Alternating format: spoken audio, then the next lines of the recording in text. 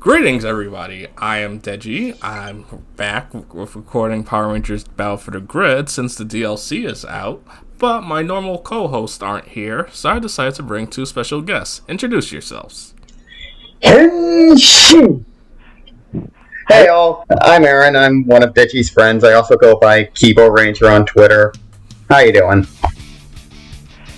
Hey, Sandro! Hello, everyone. I am Jarks. I am known as the real Jarks on Twitter because somehow Jarks was already taken. See, I knew it was pronounced Jarks. Anyway, here we're going to start off with RJ, Robert James from Power Rangers Jungle Fury? Yep, that is Jungle Fury. Okay. You see, the reason why I brought these two here is because they're bigger Power Rangers fans than me, and I stopped watching the series consistently since Operation Overdrive. Oops!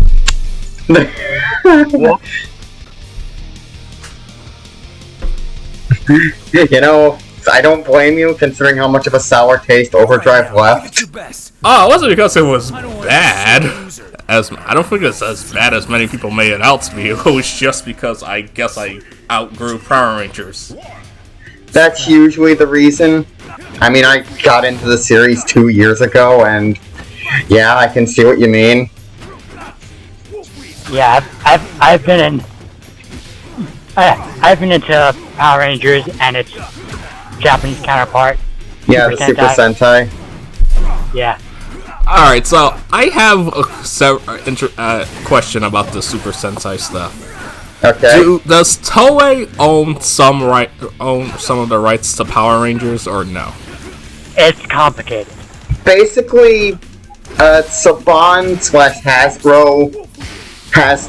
To put it lightly, Toei lets Hasbro and Saban use the footage, and they have a stake in Power Rangers, but that's mostly Hasbro. So, say if Hasbro wants to localize, like, the Super Sentai stuff, could they just ask Toei and, like, obviously pay for it so they can distribute it? That was, I think, Shout Factory was doing it. Yeah, Shout Factory and Hasbro actually apparently just recently renewed their contract with each other. So there might be future partner. They might go back and continue doing the Sentai subs that they were doing. Time for it. Yeah, it was on indefinite hold for a while.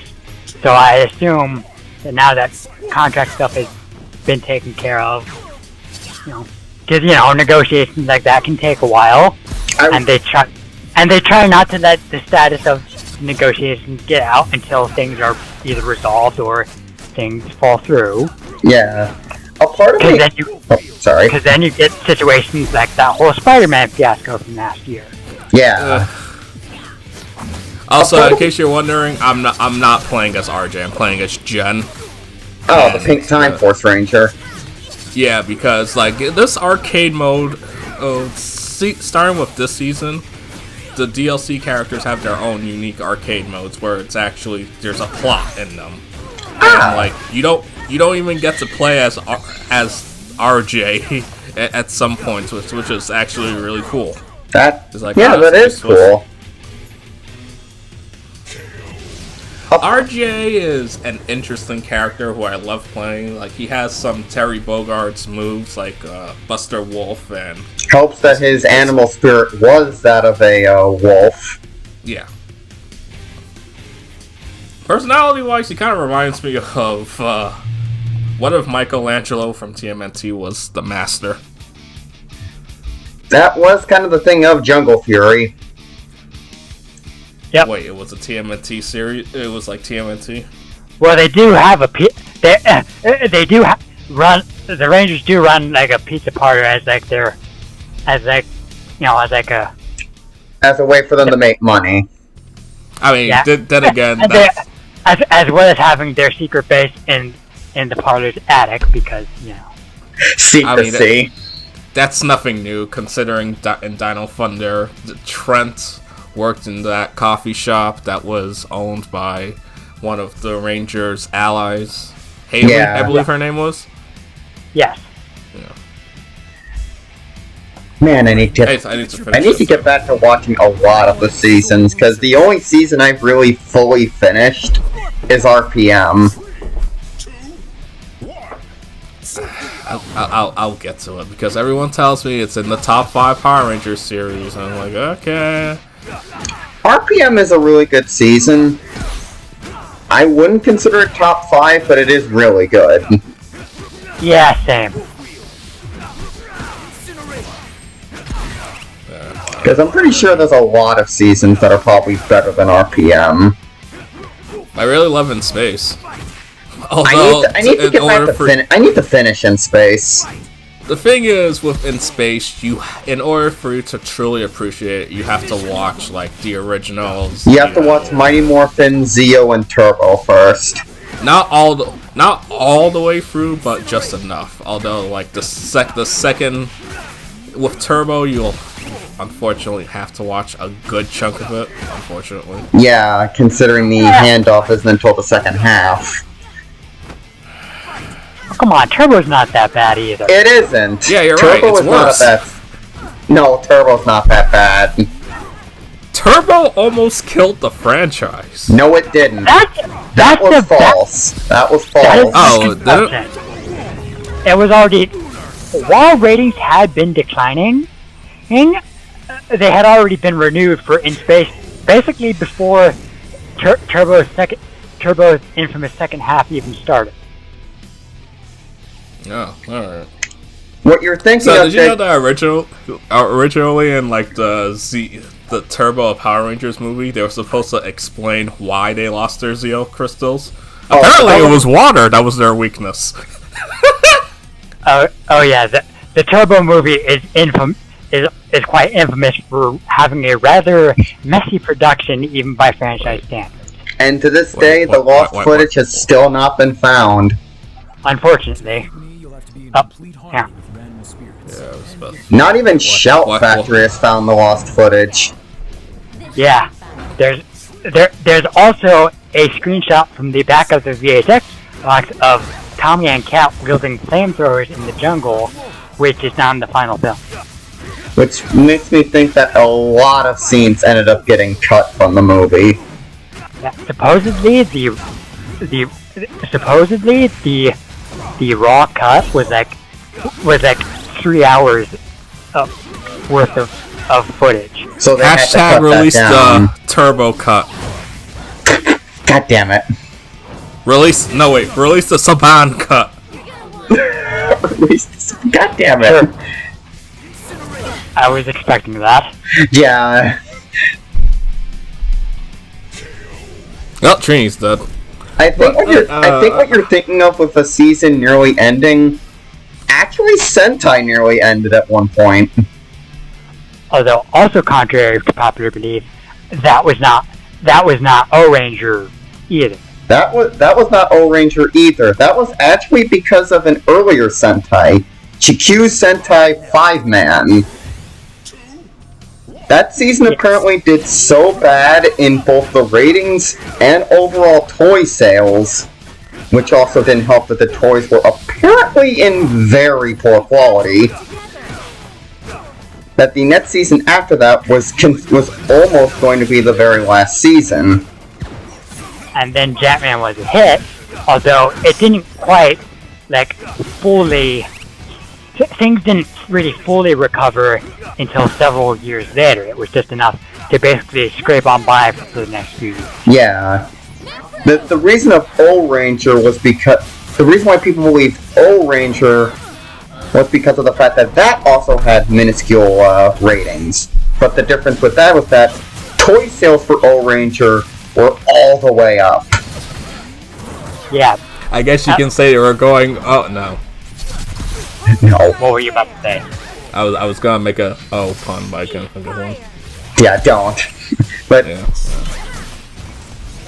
O-Ranger had some of the highest toy sales of the franchise at that point, and ironically enough... What is O-Ranger about? Like, what's the theme? Well, it's like It's Military, basically? Okay, so like it's pretty cops, much. military, cars, etc. Dinosaurs. It was essentially meant as a throwback to the Go Ranger and Jata Dengeki Tai. which were military focused. But then there was a rather infamous terrorist attack in Japan while the show was airing. That The Subway Sarin incident. yes, which caused them to have to heavily change a lot of their plans. Oh, so what? It's like the Pokemon Black and White season where they had a Team Rocket arc because of the earthquake that happened in March of 2011. They had to cut a lot of their plans. Pretty much. Something like that, yes. And the ironic thing about the belief that O-Ranger almost killed the series and Car Ranger saved it, Car Ranger ironically had worse ratings than O-Ranger did. But I assume the toy sales went up because Cars. Probably. Yeah. You ever sit down and realize that Cars is probably Disney's most profitable franchise ever? No, that's dinosaurs. No, Disney, not. Oh, Disney? Oh. The company in general, Cars. Oh, that, yeah.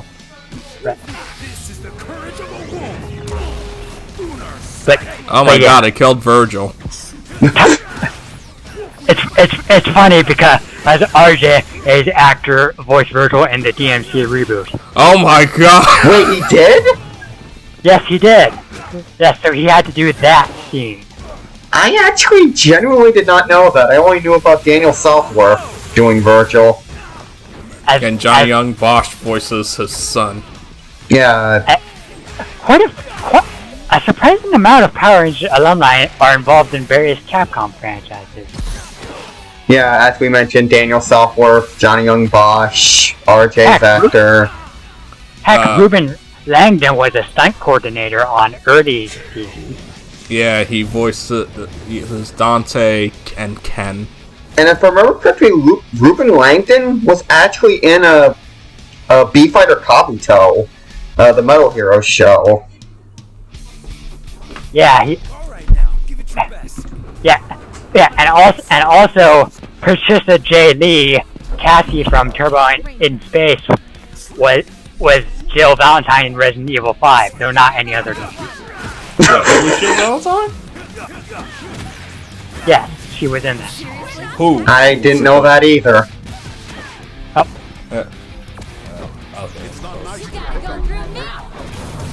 So, what's your favorite Power Rangers season?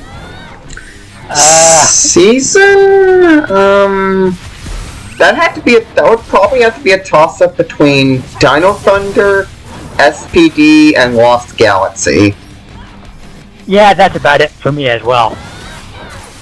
Even though I haven't finished Dino Thunder, SPD, and Lost Galaxy, I really enjoy those seasons from what I've watched so far. Yeah, they're pretty good. Not to mention I've also enjoyed their Sentai counterparts, Ginga Man, Abba Ranger, and especially Deca Ranger. Oh yeah. Oh yeah, those are some of my favorite Sentai as well as Ghost Sager. Oh, Ghost Sager's really good. Yeah, Megaforce does not hold a candle to it at all. Megaforce did Ghost Sager and Go Kaiser dirty. Yeah, like even if you're like not trying, even if you're not comparing it to the Sentai, because like I think Power Rangers seasons should stand on their own merits and not be compared to the Sentai, though sometimes it can be interesting to do that. Even if you don't compare it to the Sentai, Megaforce and Super Megaforce are just utter garbage. I'll give Megaforce that it's at least comprehensible. Super Megaforce is when things start to get confusing. Honestly, I don't like the Neo Saban era of Power Rangers at all.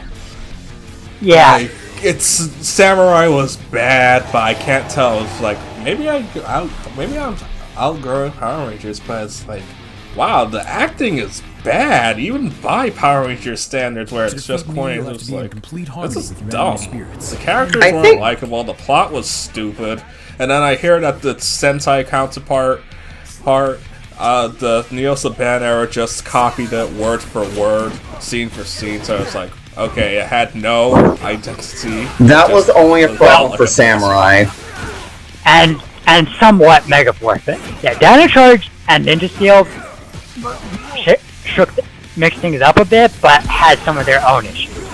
Yeah. Dino Charge was good until Super Dino Charge. Especially the ending. I hear the ending for Dino... The ending is the only thing I saw because of the Twitch streams Power Rangers thing. I'm like, wait, okay.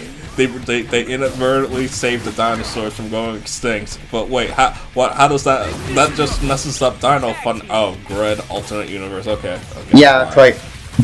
Ninja Steel established that the Dino Charge universe is its own separate universe. Yeah. Well, that kind of which was also already had precedent with RPM, which had always been intended as a separate alternate universe. Are we like 5 years away from SPD's timeline? Yeah, try not to think about timeline stuff too hard with this franchise. Yeah, I know, I'm just saying. Where are my flying cars? Where are my aliens? Also, I just noticed Delta Squad Megazord fighting Goldar in the background here. That's really cool. And yeah, I think that is a reference to Battle for the Grid. No, Battle for the Grid. Shattered Grid. Yeah, I'm not too sure, but this is a plot point in the game story mode. It's semi based off the Shattered Grid storyline. Okay. Yeah, it is, because the SPD Rangers come and swoop in help at the last minute. Sure. To help fend off the dome against Lord Draken's forces, because oh my god, Lord Draken has taken over and Dr. K doesn't want to leave yet. Now, give it your best. And now we gotta fight Daishi. Yeah. Daishi's fun to play. He's not my favorite of the villains. That's Lord Zed. I like Daishi. Wow, this feels very Marvel vs. Capcom-esque with this game is literally just Marvel vs. Capcom. Just with Power Rangers. Yeah. And a fourth of the budget of Infinite. I mean, remember, the developers that made this game originally made Legacy Wars, which was a mobile game. They're just using the mobile game assets. Which, fair to it, they were able to make a surprisingly solid fighting game out of those limited assets. And it keeps getting better as every season, because it also helps that these guys are fans of fighting games, and they got guys like Justin Wong to help them out. Although it seems your opponents aren't a team of three. Sometimes yes, sometimes no. It's because of the story mode structure. Like right now, I'm gonna have Daishi join my team, and we're gonna fight Evil or Daishi. Evil. Phantom Beast. We're going full SNK now. Why do I feel like the Phantom Beast Daishi? Why do I feel like that's a character from Geki Ranger? It actually is the same. It actually is an upgrade to the. Well, actually, Daishi's dragon form is a separate character from this upgrade and the Black Lion. Ah, okay. In fact, one of Daishi's generals from Jungle Fury, Scorch, is actually like the dragon form of Daishi in Geki Ranger is actually the final form of the character that Scorch was. It's complicated. Yeah, I was gonna say, that sounds complicated. The Power Rangers like composites and decomposites of various characters in terms of like counterparts. Yeah, in terms of their Sentai counterparts. Because Yeah. if I remember correctly, while Mesogog himself was an original character for Dino Thunder, his powered-up form at the end of the series was an actual monster from Aba Ranger. Oh, no, his powered up form at the very end was also original, but the Zeltrax's Zord at the end was actually a final boss villain. Oh, the final boss from Aba Ranger? Yeah, and it was not a Zord or robot or whatever. Okay. I'm gonna mess. I'm not even kidding. It's hard to go back to watch like older seasons of Power Rangers because of how the footage just meshes together. It's like, oh. It's like, the more you think about it, the more you notice it, especially if you edit videos. It's like, oh god. Especially in the Mighty Morphin days. Yeah. Yeah. Anyway, we'll see you for part 2, so bye. See you for part 2.